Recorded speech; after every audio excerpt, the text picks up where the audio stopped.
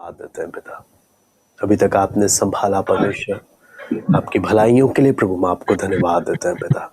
आपका वचन जब हम सीखने के लिए जा रहे हैं प्रभु, नम्रता से प्रभु आपके चरणों में हम आते हैं प्रभु। अपने वचन को प्रभु आप हमें खोल कर दें, हम एक एक से आप बातें करें प्रभु। आए के सारी बातों को प्रभु हम आपके हाथ में सौंपते हैं। सारा आदर महिमा केवल हम आपको देते हैं।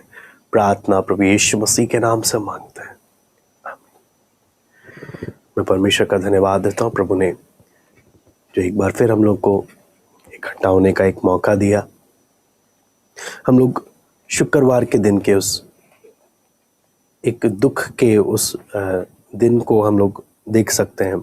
हम लोग यहाँ पर जो हम देखेंगे गत्समना के दुख को प्रभु यीशु मसीह का, जिसे हम मत्ती 26 का 39 से लेकर 46, मरकुस 14 का 26, 32 से 42, लूका 22 का 39 से 46 और यूहन्ना 18 का 1। मैं आपको ये रेफरेंस इसलिए दे रहा हूँ क्योंकि हम लोग जिस इस घटना को जब हम पढ़ेंगे, इसके बारे में जब सीखेंगे, तो हो सकता है मैं एक एक आयतों को खोलूँ नहीं, लेकिन ये आयत मैं पहले ही इसलिए बता रहा हूँ कि अगर आप पढ़ना चाहें तो आप पढ़ सकते हैं घर में अपने आराम से, और इस चित्र को, इस घटना को एक सही रूप से समझ सकते हैं। फिर हम देखेंगे गत्समना वाटिका के बाद प्रभु यीशु शुक्रवार के दिन प्रभु यीशु मसीह का पकड़वाया जाना, मत्ती 26 का 47 से 56, मरकुस 14 का 43 से 52, लूका 22 का 47 से 53, यूहन्ना 18 का 1 से लेकर 14। चारों सुसमाचार में विशेष रूप से प्रभु यीशु मसीह के अंतिम सप्ताह के बारे में डिटेल में बताया, और चारों में एक जैसी बात नहीं है, चारों में अलग अलग बातें हैं। इसलिए अगर चारों को जोड़कर पढ़ेंगे तभी हमको वो बातें समझ में आएंगी। इसलिए हम उसको उसके अनुसार हम लोग इस घटना को हम देखें। फिर प्रभु यीशु मसीह का जो पेशी है वो भी हम देखेंगे। अधिकारियों के सामने प्रभु यीशु मसीह का जो पेशी है, मत्ती 26 का 57 से लेकर 27 का 10 तक, मरकुस 14 का 53 से 72, 15 का 1, 12 से 15, और लूका 22 का 54 से 71, यूहन्ना 18। एक बहुत ही बड़ा है ये, तो जितना संभव होगा हम लोग उतना हम लोग देखेंगे परमेश्वर के वचन से, क्योंकि क्रूस की घटना भी है इसमें, गाड़ा जाना भी है। शुक्रवार के दिन एक बहुत कुछ हुआ है, उस घटना को हम लोग देखेंगे। तो हम परमेश्वर के वचन में जब यहाँ पर हम पढ़ते हैं, हम लोग पढ़ते हैं, तो ये वीरवार की आधी रात की घटना है। वीरवार के दिन आधी रात की घटना है, शुक्रवार के सुबह सुबह का। यानी ये वो समय है जिस समय कभी भी बोलते हैं पेशी का समय नहीं होता, लेकिन प्रभु यीशु मसीह को वीरवार की आधी रात या शुक्रवार के सुबह सुबह के बीच के समय में, जिसे जब हम लोग इस घटना को जब पढ़ते हैं, इलीगल आर, यानी बोलते हैं ना, न्याय के रूप से भी देखें तो अन्यायी तरीके से प्रभु यीशु मसीह का गिरफ्तार किया गया, अन्यायी तरीके से, और प्रभु यीशु मसीह को पकड़ा गया और उसका न्याय करना शुरू कर दिया गया, जिसे दंड के लिए, मौत की दंड के लिए, जिसके लिए दोषी ठहराया गया। जब हम देखते हैं ये लगभग सुबह 2 बजे की घटना है, जब उस समय इतिहासकार बताते हैं जो उस समय की जो घटना जो घट रही है, और परमेश्वर के वचन में जब देखते हैं, दोनों से जब हम चेक करते हैं, सुबह आधी रात यानी सुबह 2 बजे, शुक्रवार सुबह 2 बजे की घटना जब हम देखते हैं, जब भीड़ को उकसाया गया और प्रभु यीशु मसीह को उसके शत्रुओं ने पकड़कर जितने जल्दी इस पर क्या बोलते हैं कार्यवाही किया जा सके, वो कार्यवाही की घटना घट रही है।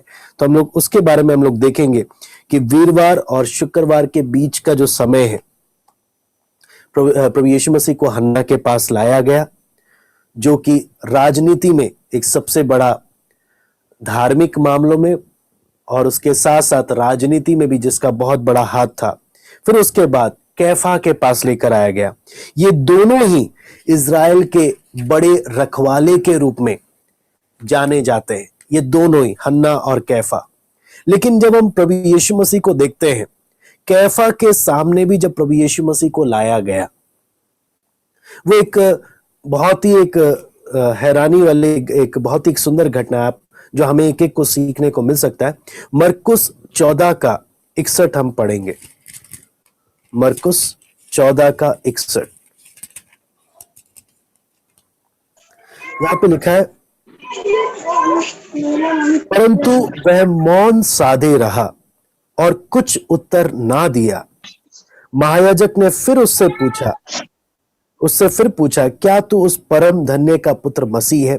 यहां पर जब इसकी कैफा के सामने प्रभु यीशु मसीह की जब पेशी है, तो हम लोग यहां पर देखते हैं प्रभु यीशु मसीह अपने डिफेंस में एक शब्द नहीं बोल रहा, अपने पक्ष में एक शब्द नहीं बोल रहा, बल्कि उसने न्याय के विषय में प्रभु के हाथ में सौंप दिया या पिता के हाथ में सौंप दिया।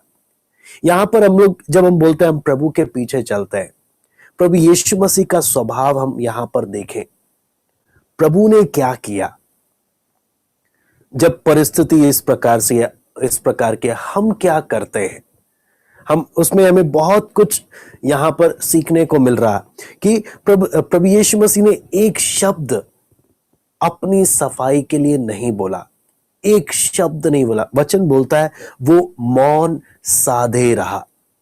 नम्रता का एक सबसे बड़ा पहचान है, जब आप पर आरोप लगाया जाए, आप अपनी सफाई के लिए एक शब्द नहीं कहेंगे। लेकिन अगर आप पर आरोप लग रहा है और आप भी अपना मुंह खोल रहे हो सफाई देने के लिए, वो पहचान है आप में गलती है, आप में गलती है, इसलिए आप सफाई दे रहे हो। वो एक सबसे बड़ी बात यहां पर प्रभु यीशु मसीह का देखते हैं, गलती भी है, प्लस उसके साथ ही साथ अगर इस बात को जब हम अच्छे से हम देखते हैं परमेश्वर के वचन में, ये हमें बताता है हमारे अंदर घमंड भी है। लेकिन नम्रता का एक सबसे बड़ा पहचान जो हम यहां पर देखते हैं, प्रभु यीशु मसीह चुप है, मौन साधे रहा। यहां पर जब हम परमेश्वर के वचन में देखते हैं, परमेश्वर के वचन में जो यहां पर हमें देखने को मिलता है कि बातें कहना और वास्तविक जीवन में करना कितना अंतर होता है। पतरस का हम एक बहुत बड़ा एक उदाहरण हम परमेश्वर के वचन में इस घटना में देखते हैं।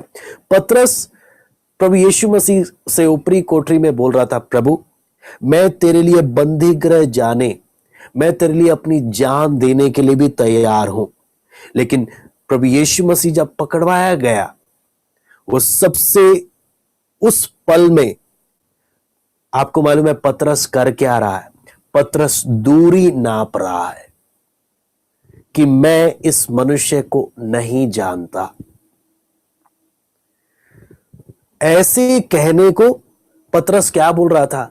प्रभु मैं तेरे लिए पकड़वाए जाने को, तेरे साथ बंदी गृह जाने को, तेरे लिए जान देने को भी मैं तैयार हूं। लेकिन हम इस घटना में जब हम देखते हैं, जब सच में वो घटना आ पड़ी या सच में वो घटना जब आई, पतरस कर क्या रहा है? पतरस दूरी नाप रहा है। किस प्रकार की?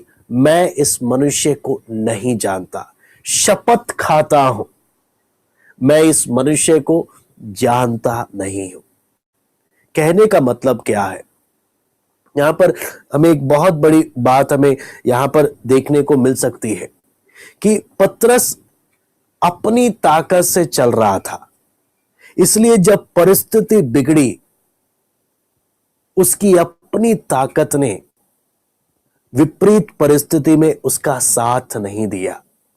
हम एक एक को अपने ऊपर बहुत भरोसा है कि प्रभु हम बहुत कुछ करेंगे, या हम मसीह जीवन में चल सकते हैं, या हम बहुत कुछ कर सकते हैं। लेकिन विपरीत परिस्थितियां हमें बताती हैं कि हम अपनी ताकत से चल नहीं सकते। विपरीत परिस्थिति में आप पतरस को देखिए, जिसने कुछ समय पहले ही प्रभु से बोला, प्रभु मैं तेरे लिए बंदी गृह में भी जाने को, तेरे लिए मैं जान देने को भी तैयार हूं। परिस्थिति बदली, पतरस यीशु से दूरी नाप रहा है।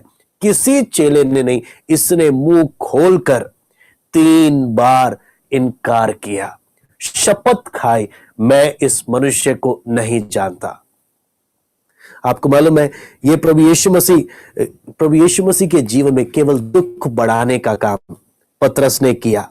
इससे क्या मालूम चलता है, जब जब हम अपने ऊपर भरोसा रखते हैं, अपनी ताकत से जब चलने का कोशिश करते हैं, हम कभी भी परमेश्वर को प्रसन्न जीवन नहीं, बल्कि केवल और केवल परमेश्वर को दुखी करने वाला जीवन ही जीते हैं।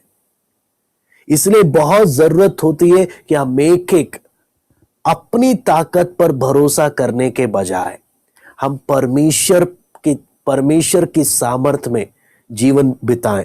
यहां पर जब हम देखते हैं पतरस का जो इनकार करना, हम परमेश्वर के वचन में पढ़ते हैं, महायाजक के घर में जो पतरस ने किया, वो केवल और केवल जब बाकी सबसे जब दुख मिल रहा है, इसने केवल दुख ही बढ़ाया।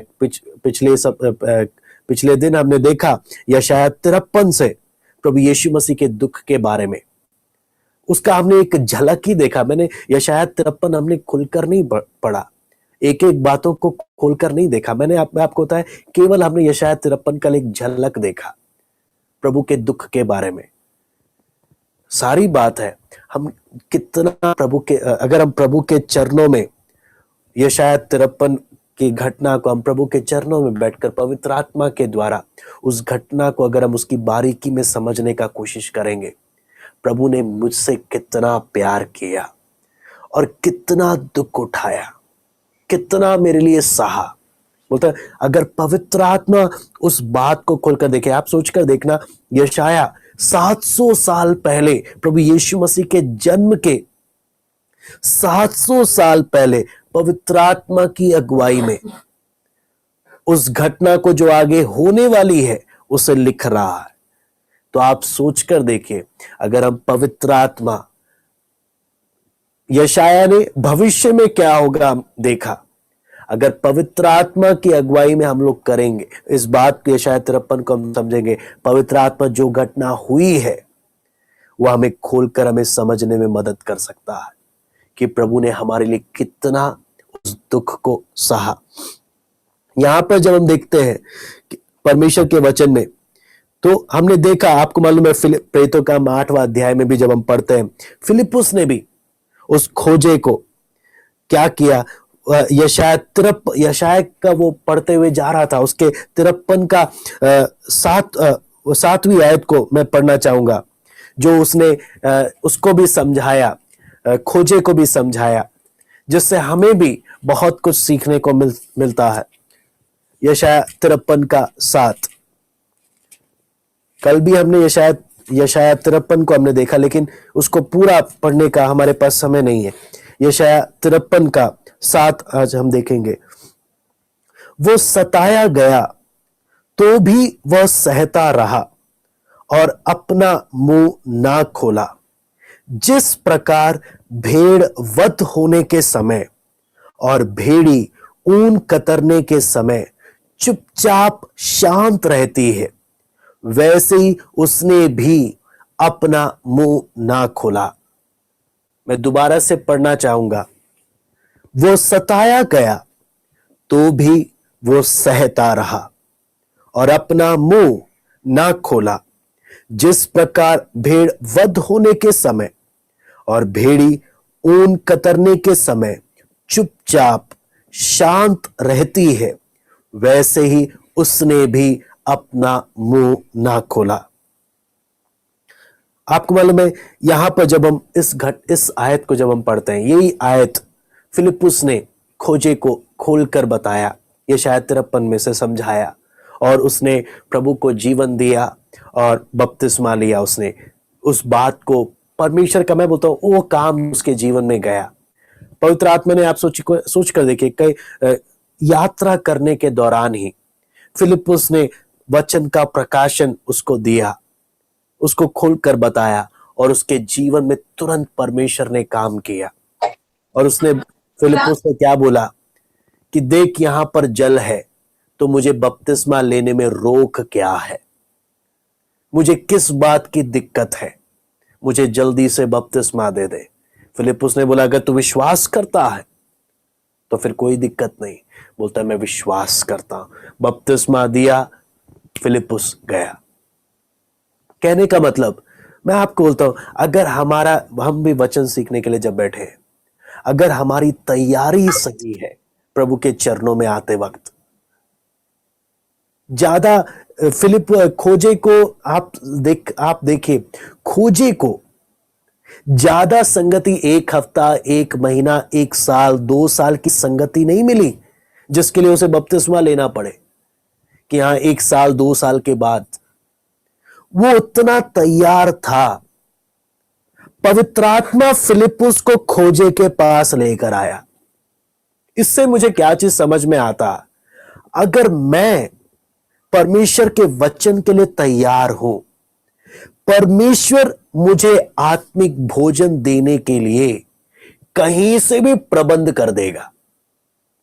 अगर मैं तैयार नहीं हूं, अच्छे से अच्छा प्रचारक भी या प्रभु यीशु मसीह खुद हमें वचन अगर बताए ना, तब भी हमें समझ नहीं आएगा। मैं आपको बार बार बोलता हूं, खोजा तैयार था वचन के लिए। पवित्र आत्मा फिलिप्पुस को दूसरी जगह से उठाकर खोजे के पास बोलता है इसके रथ के साथ साथ दौड़। क्यों? इसको वचन की जरूरत है। आज आप और मैं, हमें कितना परमेश्वर के वचन की जरूरत है, उसके अनुसार पवित्र आत्मा कार्य भी करता। अगर हम तैयार हैं, हमारा हृदय तैयार है परमेश्वर के वचन के लिए, प्रभु वचन के खजाने हमें खोल कर देगा। लेकिन अगर हमारा हृदय तैयार नहीं है, हम आराम से ये पूरा 1 घंटा बस बैठेंगे, हो गया, कब खत्म होगा घड़ी देखेंगे, समाप्त हुआ, हम अपने काम पे चले जाएंगे। हमारे जीवन में जरा सा भी असर नहीं पड़ेगा, जरा सा भी असर नहीं पड़ेगा। हमारे हृदय की तैयारी, हमारी वो चाह बताएगी कि हम परमेश्वर के वचन के लिए हम तैयार हैं या नहीं। यहां पर जब हम देखते हैं, यहां पर एक सबसे जो घटना हम लोग देखते हैं कि प्रभु यीशु मसीह जो हमारे अपराधों के लिए जो दुख उसने सहा, यहां पर 2 बातें हम देखते हैं, सरेंडर ऑफ सेल्फ और साइलेंस ऑफ सेल्फ, यानी खुद का समर्पण करना और खुद का मौन रखना। अपने आप को समर्पण करना और अपने आप को मौन रखना, ये 2 काम मैं आपको तो सबसे मुश्किल चीज है। अपने आप को समर्पण करना और अपने आप को मौन रखना बहुत मुश्किल चीज है, जो प्रभु यीशु मसीह ने किया। यहां पर जब वचन में हम देखते हैं, साफ साथ में लिखा है, जिस प्रकार भेड़ वध होने के समय और भेड़ी ऊन कतरने के समय में चुपचाप शांत रहती है, वैसे उसने भी अपना मुंह ना खोला। अंग्रेजी में देखते हैं, he was led as a lamb to the slaughter. बलि चढ़ाने के लिए, है ना, वध होने के लिए जैसे एक को लाया जाता है, प्रभु यीशु मसीह ने ऐसा समर्पण किया। मेरे साथ जो होना है मैं सबके लिए तैयार हूं। अपने आप को ऐसा उसने सरेंडर किया। वध होने के लिए उसने अपने आप को समर्पित कर दिया, वध होने के लिए, बलि चढ़ने के लिए। और आगे अगला बात यहां पे लिखा है, उसने मुंह ना खोला, चुप रहा। यह हमारे जीवन के सबसे बहुत ही कठिन, इसके बारे में हम देखेंगे। सबसे पहला हम देखेंगे, उसने जो अपने आप का समर्पण किया। सबसे पहली बात प्रभु यीशु मसीह के इस घटना से जब हम देखते हैं, उसकी मृत्यु स्वेच्छा से है। उसकी मृत्यु स्वेच्छा से है। स्वेच्छा बोलने का मतलब क्या है? वो किसी ने उसके साथ जबरदस्ती नहीं किया। किसी ने भी यीशु को जबरदस्ती क्रूस नहीं थमाया।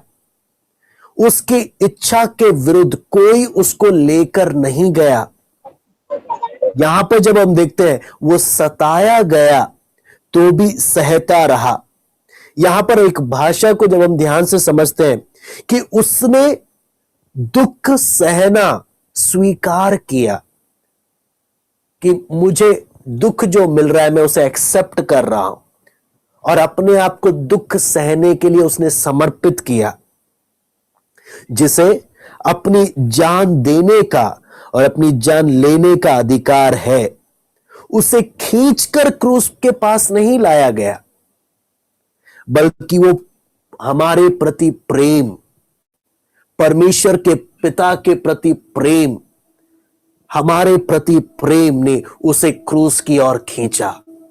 मैं आपको बोलता हूं, आप और मैं, केवल परमेश्वर बता सकता है या परमेश्वर का प्रकाशन ही हमारी मदद कर सकता है हमारी नीचता का एहसास कराने के लिए। हम कितने बड़े नीच हैं। जिस दिन हमें अपनी नीचता का एहसास हो जाता है, हम दूसरों से अपनी तुलना करना बंद कर देते हैं। लेकिन जब तक हमारे दिमाग में यह गलत फहमी रहती है कि हम दूसरे से अच्छे हैं, तब तक हम इस बात को समझ नहीं पाएंगे। लेकिन जो परमेश्वर के उस प्रकाशन से समझ पाता है, हे प्रभु, मुझ जैसे नीच पर तेरा अनुग्रह हुआ, मुझ जैसे नीच पर तूने अपना प्रेम प्रकट किया।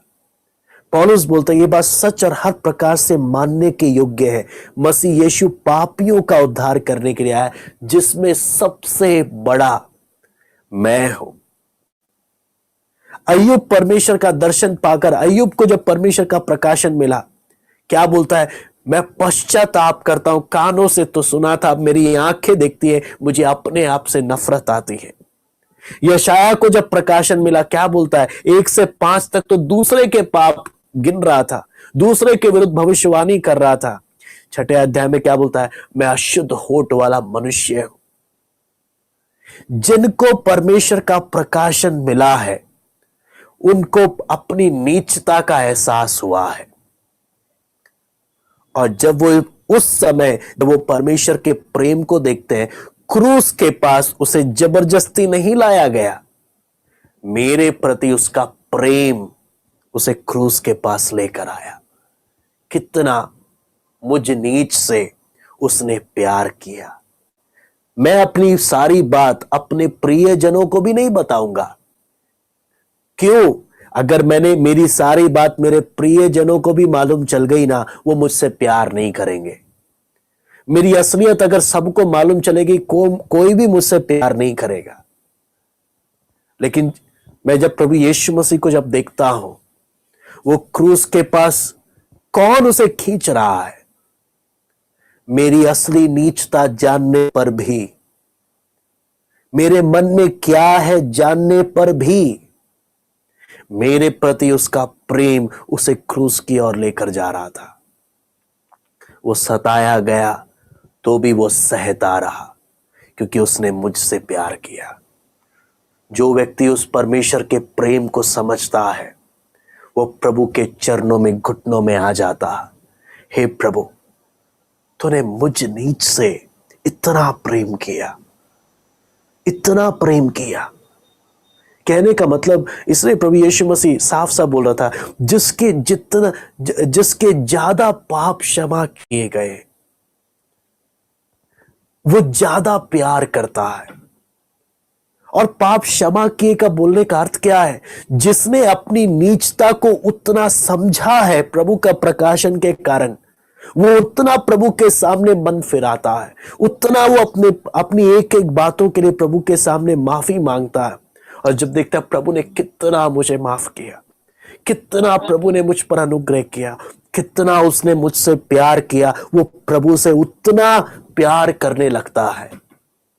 लेकिन जिसने अभी तक परमेश्वर का प्रकाशन को अपने जीवन में अनुभव नहीं किया, वो अपने आप को अच्छा समझता है, दूसरों से तुलना करता है, और वो कभी उस प्रेम को उस गहराई में समझ नहीं पाता जिस गहराई में परमेश्वर अपने वचन में हमें बताता है। यहां पर जब देखते हैं उसकी मृत्यु सबसे पहला आप देखते हैं अपनी इच्छा से है। दूसरा, उसकी मृत्यु एक मेमने की तरह है। जब हम यशाया 53 में जब यशाया नबी जब लिख रहा है, जैसे फसह का मेमना बलि चढ़ाया जाता है, जब उसके सिर पर हाथ रखा जाता है, एक निर्दोष मेमना हाथ रखा जाता है, तो एक विश्वास मानते थे मेरा पाप इसके ऊपर आ गया। इसलिए उसकी बलि करने के द्वारा, उस मेमने के जान लेने के द्वारा मेरे पाप परमेश्वर ने क्षमा कर दिए और मैं अब अपनी गलती को मानकर मैं प्रभु के साथ दोबारा एक अच्छे संबंध में चल सकता हूं। आपको मालूम है अब्राहम ने जो छुरा उठाया इसहाक को मारने के लिए, वो इसहाक पर नहीं चला, वो दूसरे मेमने पर चल गया। एक मेमने ने इसहाक के लिए अपनी जान दी। आपको मालूम है परमेश्वर के मेमने ने, सच्चाई क्या है जब हम आज का आत्मिक अर्थ में आते हैं, परमेश्वर के मेमने ने मेरे लिए अपनी जान दी। परमेश्वर के मेमने ने, आपको मालूम है ये परमेश्वर के वचन का केंद्र बिंदु है। ये बात सुसमाचार का केंद्र बिंदु है कि परमेश्वर का पवित्र मेमना हमारे लिए उसका लहू बहाया गया, उसने हमारे लिए जान दी। अब तीसरा बात जब हम देखते हैं, पहला हमने देखा अपनी इच्छा से, दूसरा कौन, एक मेमना। तीसरा जब वचन में हम देखते हैं कि उसकी मृत्यु एक सामान्य मृत्यु नहीं थी, भयावह, अंग्रेजी में एक शब्द लिखा है स्लॉटर, यानी क्रूरता से मारा गया, बेरहमी से मारा गया। आपको मालूम है ये इतना परमेश्वर के मेमने के साथ की मृत्यु, जो एक निर्दोष मेमना, निष्कलंक मेमना, पवित्र मेमना, उसके प्रभु यीशु मसीह के साथ जो व्यवहार किया गया, इज़राइल में जब भी मेमने की बलि की जाती थी उसको इस हिसाब से मारा जाता था कि जरा सी भी पीड़ा ना हो। इज़राइल में जब भी बलि चढ़ाते थे तो इस हिसाब से मारते थे कि जरा सी भी पीड़ा ना हो। लेकिन आपको मालूम है परमेश्वर के मेमने को जब आपके और मेरे लिए मारा गया ना, इतनी बेरहमी से मारा गया, इतनी क्रूरता से मारा गया, जहां पर भावना नाम की कोई जगह ही नहीं थी। और उसने उन सब दुखों को आपके और मेरे लिए स्वीकार किया। यहां पर अगली बात जब हम देखते हैं, पहला हमने देखा कि उसने अपने आप को समर्पित किया। दूसरा हम देखते हैं उसने अपने आप को चुप किया।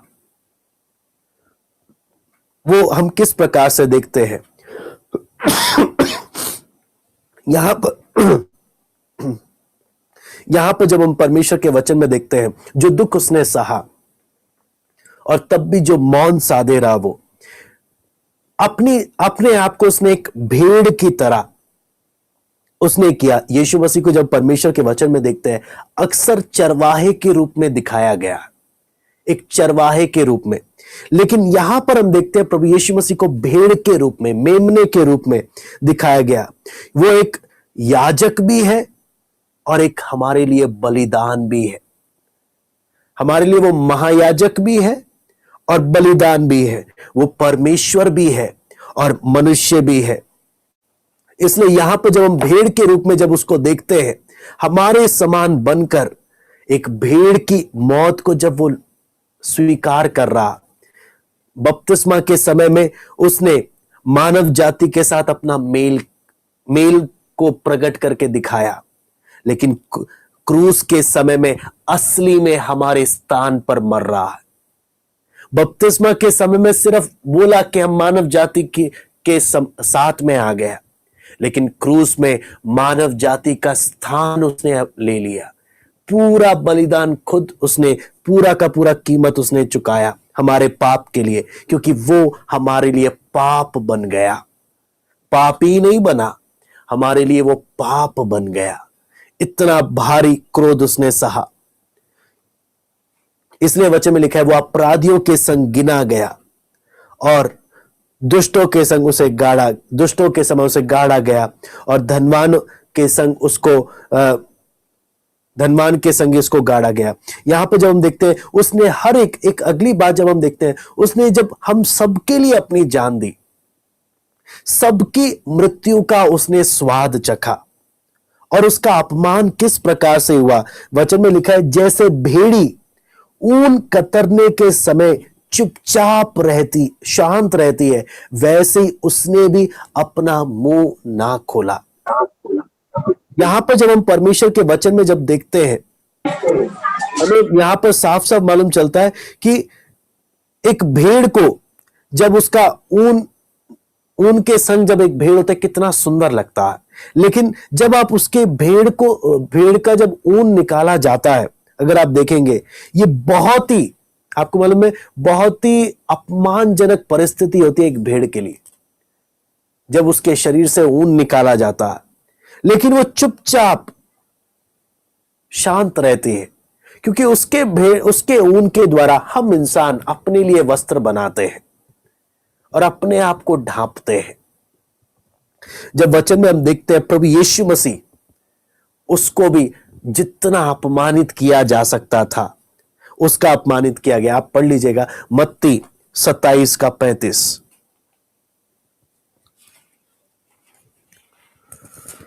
मत्ती 27 का 35 यहां पे लिखा है तब उन्होंने उसे क्रूस पर चढ़ाया और चिट्ठियां डालकर उसके कपड़े बांट लिए। यहां पर जब हम परमेश्वर के वचन में देखते हैं कि जिस प्रकार उसके शत्रुओं ने उसके साथ व्यवहार किया कि कपड़े तक नहीं छोड़े, जिस तरीके से मारा गया वो भी एक भयावह है, जिस तरीके से उसे मारा गया था। लेकिन जब क्रूस पर चढ़ाने का भी जब समय है, उसके वस्त्र उतार लिए गए, उसको ठंड में कड़ी ठंड में मरने के लिए।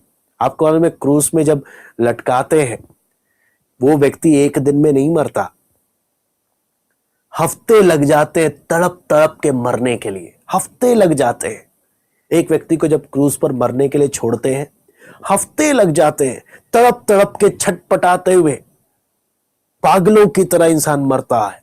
इतनी भयानक मृत्यु थी क्रूस की मृत्यु। तो इसलिए उन्होंने उसके साथ उस प्रकार का व्यवहार करने के लिए उसके सारे वस्त्र उतार लिए।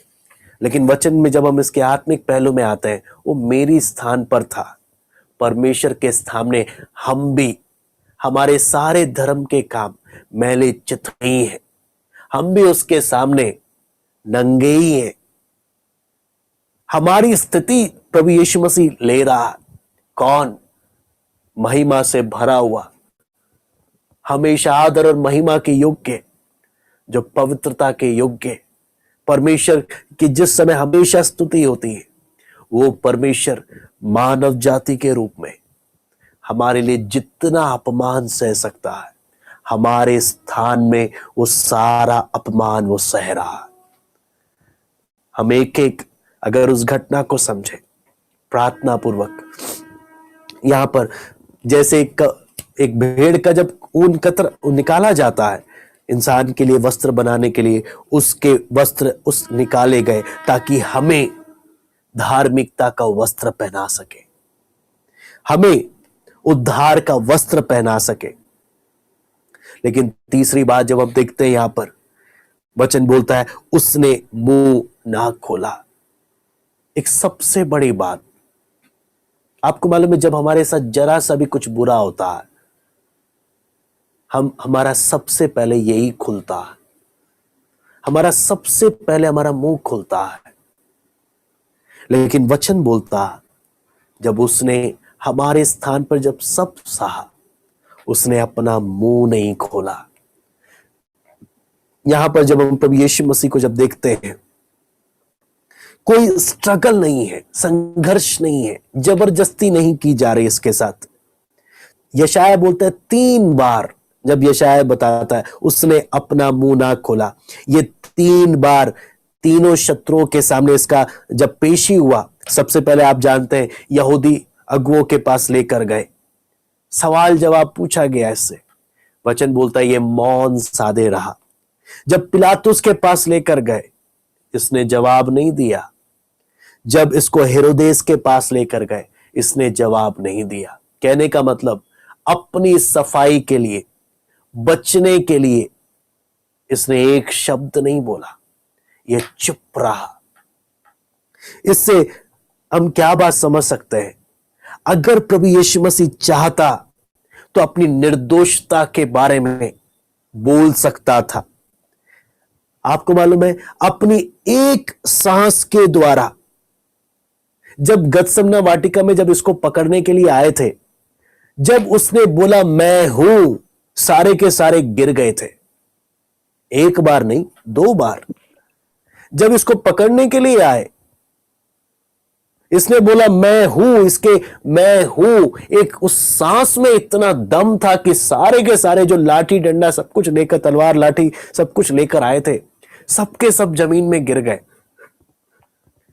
वो अपनी एक सांस के द्वारा उस एक ही क्षण में सबको मारने की ताकत रखता है।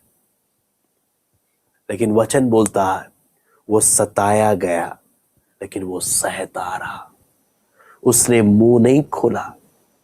पतरस ने सोचा मुझे प्रभु को मेरी मदद की जरूरत है। पतरस को प्रभु बोलता है अपनी तलवार मयान में रख, मेरी एक बोलने की देर है, स्वर्गदूतों की पलटन आ जाएगी, पूरा पृथ्वी साफ करने की ताकत है।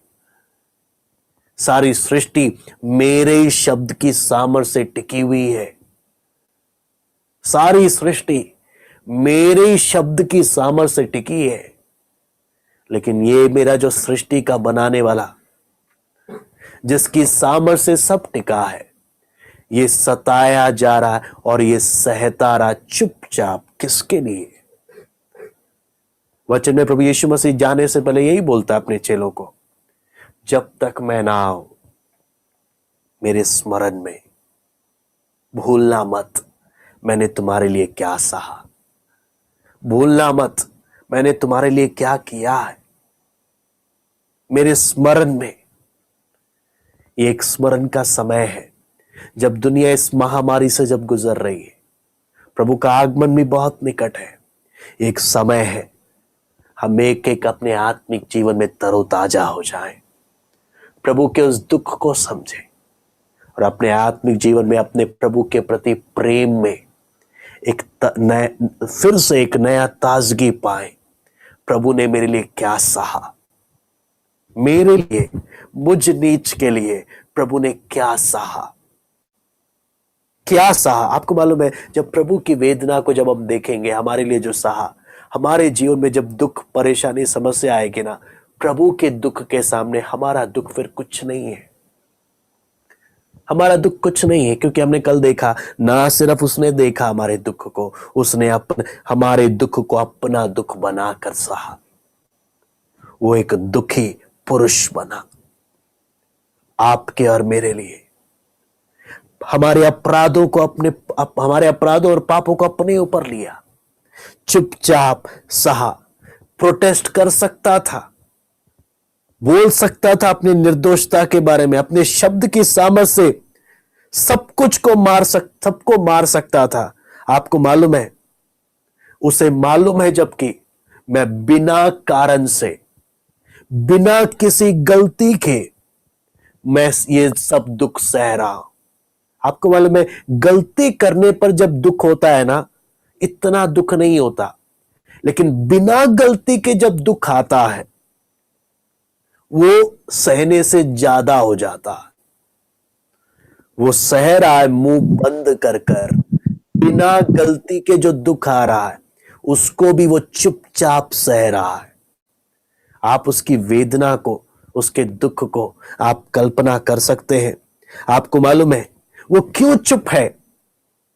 जब हम यहां पर देखते हैं वो दुख में क्यों चुप है, क्योंकि वो जानता था ये क्रूस, ये कलवरी उसके लिए परमेश्वर की इच्छा है, परमेश्वर की इच्छा है, इसलिए वो क्रूस को देखकर चुप है।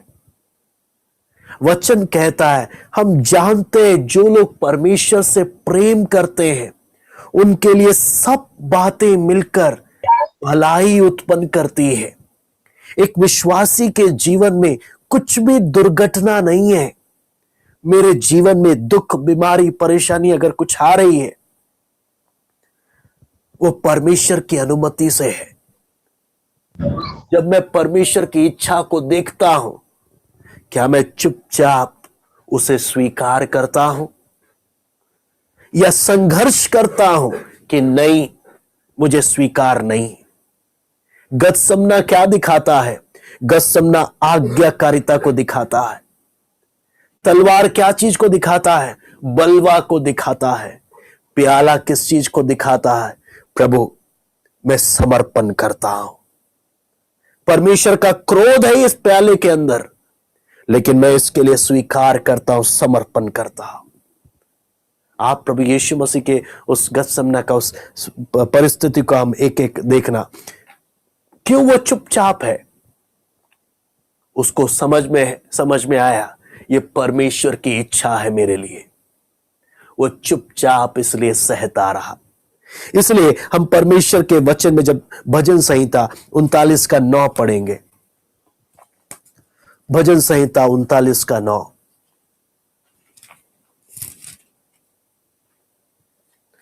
मैं गूंगा बन गया और मुंह ना खोला, क्योंकि ये काम तू ही ने किया है। मैं दोबारा से पढ़ूंगा, मैं गूंगा बन गया और मुंह ना खोला, क्योंकि ये काम तू ही ने किया है। साफ साफ यहां पर हम जब देखते हैं, प्रभु यीशु मसीह भी क्या बोल रहा? प्रभु, मैं इसलिए चुप हूं क्योंकि मुझे दिख रहा है ये तू कर रहा है। दाऊद के जीवन में आप देखें, शिम्मी जब बहुत कुछ उल्टा सीधा बोल रहा, पत्थर उठा रहा, सेनापति बोल रहा है बोल, अभी इसकी धड़ अलग कर दूंगा तलवार से, इसके शरीर से। पौलुस बोलता है रहने दे, इसको बोलने दे, क्योंकि परमेश्वर ने इसे बोलने दिया है। यूसुफ, उसके भाइयों ने उसको सूखे कुएं में डाला, फिर उसके भाइयों के द्वारा बेच दिया गया, झूठे आरोप लगने पर बंदी गृह में आ गया। बहुत से दुख उसने सहे, लेकिन बाद में जब बोल रहा है, बोलता है तुमने बेशक मेरे हानि की सोची, लेकिन तुमने नहीं, मुझे परमेश्वर ने भेजा है। कहने का मतलब, जो व्यक्ति प्रभु के संग चलते हैं उनके जीवन में कुछ भी घटता है परमेश्वर की अनुमति के बिना नहीं। जब एक व्यक्ति समझ लेता है, वो जीवन में आने वाले दुख को भी, जीवन में आने वाली बीमारी को भी, जीवन में आने वाली हर एक परिस्थिति को वो स्वीकार करता है। मैं गूंगा बन गया क्योंकि ये बात तूने किया है। मैं इसलिए चुप हूं, प्रभु ये तू कर रहा है, और मैं तेरी इच्छा के लिए मैं नम्रता से मैं इसको स्वीकार करता हूं। मैं स्वीकार करता हूं। वो चीज हम एक एक क्या हम अपने जीवन में आने देंगे जो प्रभु यीशु मसीह ने किया। यहां पर जब हम वचन में जब देखते हैं, हमने यशाया में देखा, प्रभु को अच्छा लगा कि अपने पुत्र को कुचले। हमारे ही कारण वो कुचला गया। कौन? जिसने एक पाप नहीं किया, निष्कलंक, निर्दोष, पवित्र। इसलिए यहां पर हम एक एक को जो सीखने की बात जो मिलती है, उसने क्रूस का दुख सहा, हर अपमान को उसने सहा, हर अपमान को उसने सहा, और सब कुछ सहकर पिता की दाहिनी ओर, परमेश्वर की दाहिनी ओर जब बैठा। यहां पर जब हम देखते हैं, हमारे लिए एक सवाल है, क्या मैं मेमने की तरह प्रभु यीशु मसीह के समान, प्रभु मुझे जिधर लेकर जाए, जिस परिस्थिति में लेकर जाए, क्या मैं जाने को तैयार हूं? क्या मैं जाने को तैयार हूं? आपको मालूम है, मेमना एक भेड़ में छोटा होता है, एक तरीके से बोले एक नौजवान। यीशु मसीह अपने 33वें साल की उम्र में उसने अपनी जान दी। 33 साल, है ना? कहने का मतलब नौजवानी का सारा अधिकार। कहने का मतलब क्या है? एक नौजवान के रूप में उसने अपना सब कुछ दिया। आज हर एक नौजवानों को वो अपना कर कर मांगता है। मेमना किस चीज को दिखाता है? निर्दोषता का प्रतीक है। शुद्ध होने को पवित्रता को दिखाता है, निर्दोषता को दिखाता है। क्या मेरा जीवन एक मेमने के समान है? यहां पर जब परमेश्वर के वचन में जब हम देखते हैं, मेमना, अब्राहम मेमने को परमेश्वर की वेदी के पास लेकर आया। मेमना, जब हम आत्मिक पहलू में हम देखते हैं, मेमना बच्चों को दिखाता है, नौजवानों को दिखाता है। क्या हम परमेश्वर के लोग, कलीसिया के हर एक बच्चे और नौजवानों को प्रभु के सामने लेकर आते हैं, प्रभु के उस वेदी के पास लेकर आते हैं? ये मेमना का स्वभाव क्या हमारे जीवन में है जो प्रभु यीशु मसीह के जीवन में था? मेमना क्या है? मैं दोबारा से बोलूंगा, समर्पित, पूर्ण रूप से समर्पित, सरेंडर किया हुआ और शुद्ध है, पवित्र है। आपको मालूम है, रोमी 8 का 36 पढ़ लीजिएगा। रोमी 8 का 36 पौलुस क्या बोलता है? यहां पे लिखा है, जैसा लिखा है, तेरे लिए हम दिन भर घात किए जाते हैं, हम वध होने वाली भेड़ों के समान गिने गए हैं। वध होने वाली भेड़ों के समान। क्या यह बात मेरे लिए लागू होती है? हम वध होने वाली भेड़ों के समान गिने गए हैं। जब हम अपना मुंह खोलते हैं, जब हम अपने हक के लिए लड़ते हैं, जब हम अपनी सफाई के लिए, अपने निर्दोषता का प्रमाण देने के लिए मुंह खोलते हैं, लगता नहीं है फिर कि हमने प्रभु को वध होने वाली भेड़ों की गिनती की संख्या में अपने आप को भी समर्पित किया, अपने आप को भी समर्पित किया है। आपको मालूम है, बहुत अनुग्रह की जरूरत होती है कि प्रभु हम अपनी इच्छा के लिए, अपने खुद के मार्ग के लिए हम मर जाएं और तेरे समान मेमना बनकर जहां तू ले जाना चाहता है, प्रभु हम उधर जाने को तैयार हैं। जहां तू ले जाना चाहता, क्या हम भेड़ के समान चुप रह सकते हैं? पतरस, जब हम पतरस की पत्री में हम पढ़ते हैं, पतरस बोलता है, प्रभु यीशु मसीह की चुप्पी हमारे लिए एक नमूना है कि हमें प्रभु यीशु मसीह के समान जीवन जीना इस समाज में, इस दुनिया में, टेढ़े और हटीले लोगों के बीच में। आपको मालूम है, अक्सर लोग बोलते हैं, भाई आप चुप रहोगे ना तो लोग और चढ़ेंगे, इसलिए ना थोड़ा अपना भी दिखाया करो, अपनी भी अकड़ दिखाया करो, अपना भी थोड़ा दादागिरी दिखाना पड़ता है कि आप भी कुछ हो। लेकिन प्रभु यीशु मसीह के बारे में पतरस बोलता है, इसका अनुसरण करो। किसका? प्रभु यीशु मसीह का। वो सताया गया तो भी सहता रहा, गाली उसे जब बकी जाती थी, वो गाली सुनकर गाली नहीं बकता था, सताने पर धमकी नहीं देता था, बल्कि उसने अपने आप को न्याय करने वाले परमेश्वर के हाथ में सौंप दिया था। क्या हम उस चुपचाप, उस समर्पण के साथ हम प्रभु के पीछे चलेंगे? जब हमारे सामने परमेश्वर ऐसे, जैसे एक भेड़ का ऊन कतरने का समय होता है, बहुत ही अपमानित समय होता है, क्या जब परमेश्वर हमें ऐसी परिस्थिति में लेकर जाए जहां चारों ओर से केवल हमारा अपमान ही होगा, क्या उस समय हम चुप रहेंगे? या हम अपनी सफाई के लिए मुंह खोलेंगे।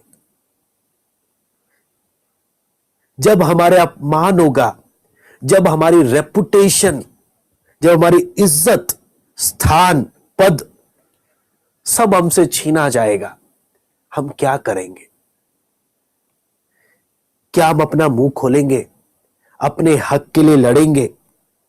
आपको मालूम है, क्रूस का मार्ग चुप रहने वाला मार्ग है। क्रूस का मार्ग अन्याय सहने वाला मार्ग है। क्रूस का मार्ग मौन धरे रहने वाला मार्ग है। क्रूस का मार्ग परमेश्वर की इच्छा को क्रूस के रूप में स्वीकार करने वाला मार्ग है। क्या मैं उसे स्वीकार करता हूं? आपको मालूम है, हमें प्रोटेस्ट करना, हमें अपनी सफाई देना अच्छा लगता है। हमारे साथ अन्याय हो और कोई आए, क्या हुआ, हम अपना सारा दुखड़ा बता देंगे। मेरे साथ इन्होंने गलत किया, मेरे साथ उन्होंने गलत किया, उन्होंने क्या। हमें अच्छा लगता है सेल्फ पिटी या खुद पर तरस खाना, हमें अच्छा लगता है। और हमारे साथ अन्याय हो तो उस विषय में 10 लोगों को बताना हमें अच्छा लगता है। लेकिन वचन बोलता है, उसने अपने आप को चुप रखा, अपने आप को चुप रखा। इससे हमें क्या मालूम चलता है? वो चाहता तो वो भी अपना मुंह खोल सकता था, क्योंकि वो असली में निर्दोष था। उसकी मौत मानव जाति के इतिहास में सबसे बड़ा ब्लंडर था। अगर दुनिया के इतिहास में सबसे बड़ी गलती मानव जाति की ये थी, उस निर्दोष को सबसे बदतर मौत उन्होंने दी। लेकिन आपको मालूम है, उसने अपनी निर्दोषता में इतना बुरा जब उसके साथ किया जा, उसने होने दिया। किसके लिए? आपके और मेरे लिए। अगर आप उस क्रूस की और प्रभु के दुख को आप समझेंगे, आप समझना, ये दुख जो प्रभु के जीवन में है, ये जो अन्याय प्रभु सह रहा, ये सब कुछ हमारे हिस्से की थी, जो उसने अपने ऊपर ले लिया। हमें आज कोई उल्टा बोल दे, हमारा मुंह फूल जाता है। हमारे बारे में कोई 2-4 बात चुगली लगा दे, हमारा दिमाग खराब हो जाता है। क्यों? हम बहुत इज्जतदार हैं, अपनी रेपुटेशन की बड़ी चिंता होती है। जबकि वास्तव में हम हैं कौन? उसके अनुग्रह के बिना दुनिया के सबसे नीच इंसान है। जब मैं प्रभु को देखता हूं, मुझे स्मरण आता है, ऐसी मौत मुझे मिलनी थी। इतना बुरा ये पाप का सजा जो प्रभु यीशु मसीह सह रहा है, इतना बड़ा पापी मैं हूं, इतना बड़ा। आपको मालूम है, हमारे देश में भी कानून व्यवस्था में बड़े से बड़े अपराधी को सिर्फ फांसी दी जाती है, सिर्फ फांसी। कुछ देर का झटका है, बस कुछ देर का दर्द है, कुछ क्षण का दर्द है, बस कहानी खत्म। दुनिया के सबसे बड़े अपराधी को भी सिर्फ ऐसी मौत दी जाती है। लेकिन जब मैं यीशु को देखता हूं ना, मुझे कैसी मौत मिलनी चाहिए वो मुझे दिखाई देता। जब मैं यीशु के अपमान को देखता हूं ना, मेरा कैसा अपमान होना चाहिए, मैं किस चीज के लायक हूं, वो मुझे दिखता है। लेकिन वो चुपचाप आपको और मुझसे प्रेम करते हुए सब कुछ स्वीकार कर रहा, सब कुछ स्वीकार कर रहा है। मैं बोलता हूं, क्या आप समझ पाएंगे प्रभु के प्रेम को? क्या आप समझ पाएंगे कितना उसने आपसे और मुझसे प्यार किया? उस अन्याय को, क्रूस के उस कड़वेपन को चुपचाप सह लिया। हमें लड़ना बहुत पसंद है, बहस करना बहुत पसंद है, हमें अपने हक के लिए लड़ना, अपने हक के लिए लड़ना बहुत पसंद है, लेकिन मैं जब यीशु को देखता हूं, वो मौन साधे रहा। आपको मालूम है, जब हमारी इच्छाओं, जब हमारे एम्बिशंस का, जब उस पे कोई छुरा चला देता है, हमारे सपनों को जब कोई तोड़ने जाता है, हम क्या करते हैं? जब हमारी इच्छाओं के विरुद्ध जब कुछ होने लगता है, हम क्या करते हैं? हम क्या उस अन्याय को हम स्वीकार कर लेते हैं? जो हम चाहते, जो हमारे एम्बिशंस है, जो हमारे सपने हैं, जो हमने सोचा, जो हमने चाहा, जब उस पर कोई छुरा चला दे, या जब वो हमसे कोई छीने, या परमेश्वर ऐसा होने दे, तब हम करते क्या है? क्या हम अपना मुंह खोलेंगे, या उसको भी परमेश्वर की इच्छा का भाग समझकर हम उसे स्वीकार करेंगे? प्रभु, तूने मेरे लिए इतना सहा, मैंने उसके मुकाबले, तूने मेरे से एक ही चीज, मेरे सपने मुझसे छीन लिए, कोई ज्यादा बड़ा नहीं किया। मेरी जान भी कम पड़ जाएगी जो कीमत तूने मुझ जैसे नीच के लिए सहा। मेरी जान भी कम पड़ जाएगी, तो मेरी जान भी ले लेगा, वो भी कीमत कम पड़ जाएगी जो कीमत तूने मेरे लिए सहा।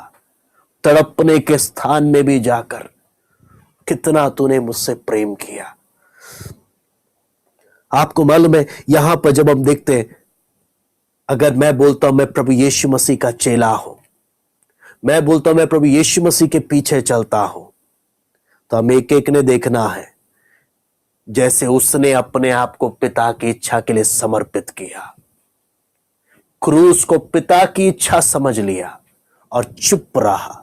मेरे जीवन में जब मैं बोलता हूं मैं प्रभु के पीछे चल रहा हूं, मेरे जीवन में जो भी घट रहा है, चाहे अन्याय हो, चाहे कुछ भी हो, कुछ भी हो, कुछ भी हो, मैं जब ऊपर देख रहा हूं, यह काम तूने किया है, इसलिए मैं चुप हूं। तू ये कर रहा, मैं चुप हूं। अगर मैं प्रभु का चेला हूं, मैं सब कुछ चुपचाप सह लूंगा। लेकिन अगर मैं प्रभु का नहीं, मैं पाखंडी हूं, तो कहने को प्रभु का चेला, प्रार्थना में मैं एक विश्वासी हूं, प्रार्थना से बाहर कोई मेरी रेपुटेशन छेड़े, कोई मेरी इज्जत को छुए, मैं अपना असली रंग दिखा दूंगा।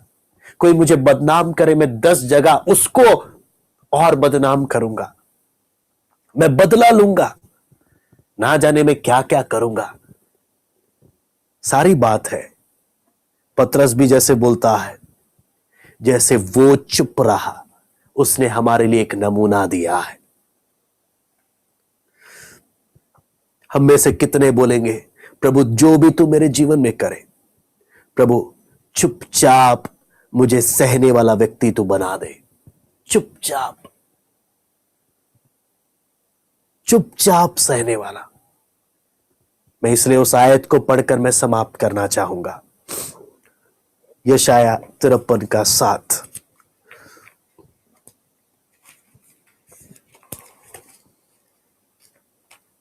वो सताया गया तो भी वो सहता रहा और अपना मुंह ना खोला।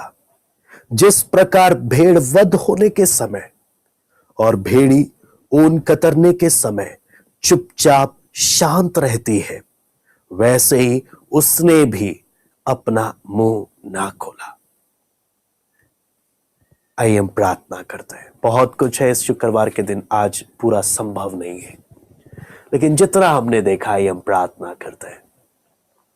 प्रभु आपसे विनती प्रार्थना करते हैं, आपके इस महान दुख, महान बलिदान को प्रभु, जो आप हमारे लिए सह रहे हैं, आपने हमारे लिए सहा। हम एक एक को उस बात की गंभीरता तक समझने के लिए सहायता कर। प्रभु कितना तूने हमसे प्यार किया, प्रभु केवल आप ही पवित्र आत्मा इस बात को खोल सकते हैं। मुझ नीच से तूने कितना प्यार किया।